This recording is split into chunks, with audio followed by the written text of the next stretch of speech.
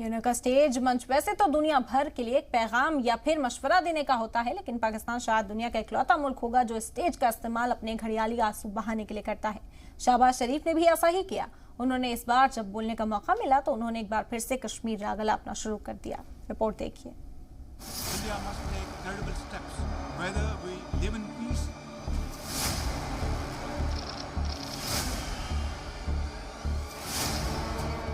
UNO से लेकर दुनिया भर में भारत की वाहवाही के किस्से गूंज रहे हैं।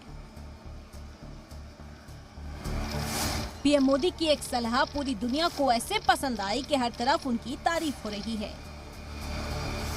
लेकिन अपनी आदत से मजबूर पाकिस्तान भला इस तारीफ को कैसे पचा पाता। जैसे ही यूएन में पाकिस्तान को बोलने का मौका मिला, उसने तुरंत कश्मीर समेत अलग अलग मुद्दों पर जहर उगलना शुरू कर दिया।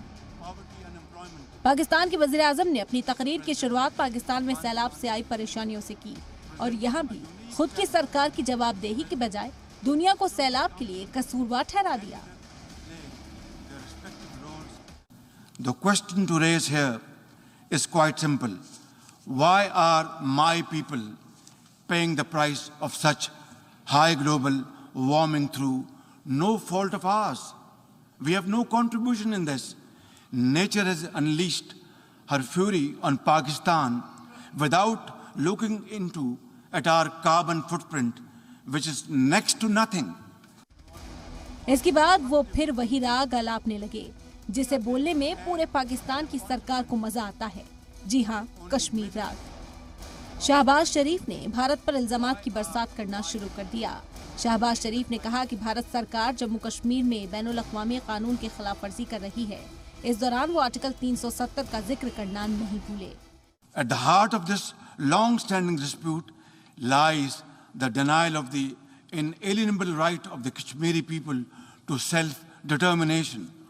India's illegal and unilateral actions of 5th August 2019 to change the internationally recognized disputed status of Jammu and Kashmir and to alter the demographic structure of the occupied territory.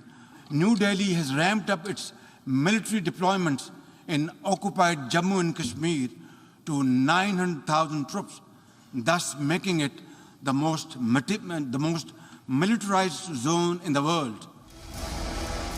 यही नहीं, शहबाज शरीफ ने तो ये भी इल्जाम लगाया कि भारत ने कश्मीर में गैर कानूनी तरीके से गैर कश्मीरियों को बसाकर वहां की डेमोग्राफी को बदलने की साजिश की है।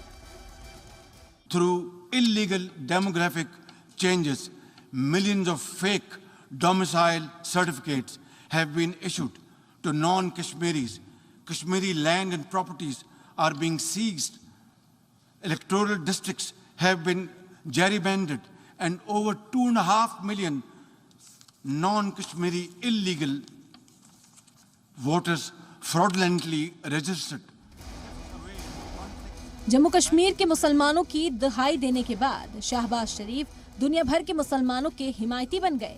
उन्होंने यूएनजीए के स्टेट से कहा कि 11 सितंबर के वाक़े के बाद से दुनिया भर में मुसलमानों को बुरी नजर से देखा जाता है और जब इन इल्जामात के सबूत की बात आई तो शहबाज शरीफ ने भारत की ओर उंगली उठा दी।